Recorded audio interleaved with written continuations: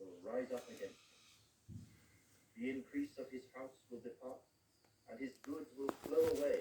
Hey, it's me, Billy Z, here in Guatemala, living the life, living the life of a urban survivalist, living on low income, Social Security check, monthly.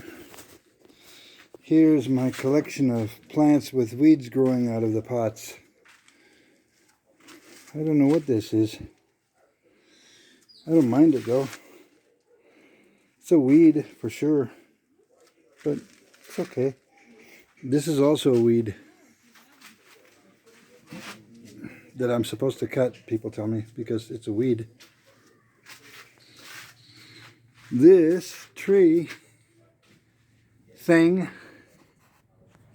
is also a weed. I was told to cut that thing. It's a weed. This also. This is a weed. When they were growing, when they were like the size of this right here maybe, and this whole area was full of weeds, and I knew they were weeds.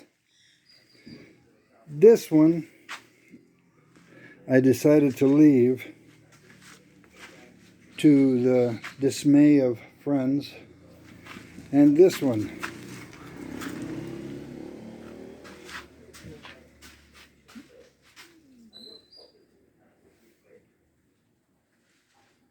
I left. And actually, for that matter, while I'm on the subject, well, this, I knew this wasn't a weed from the beginning.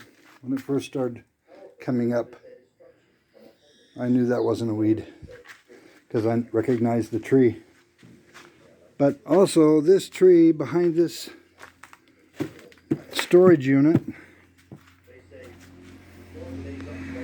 this tree, yeah, this tree was also called a weed by friends. So, what is this video about? It's about the fact that yesterday I was supposed to take some kids to lunch at McDonald's,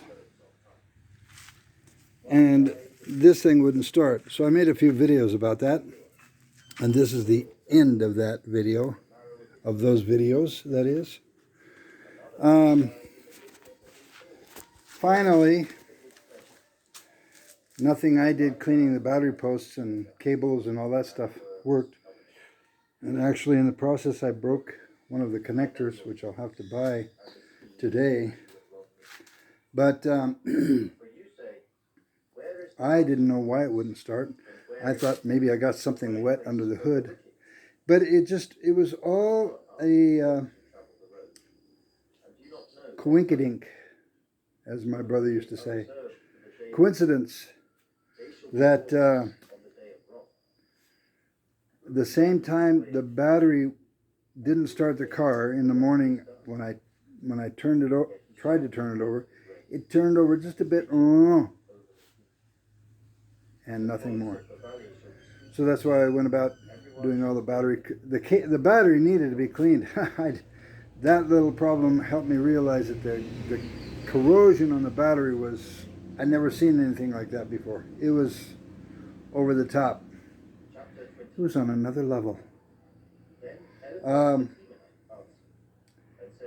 So I called a friend of mine and told him about it.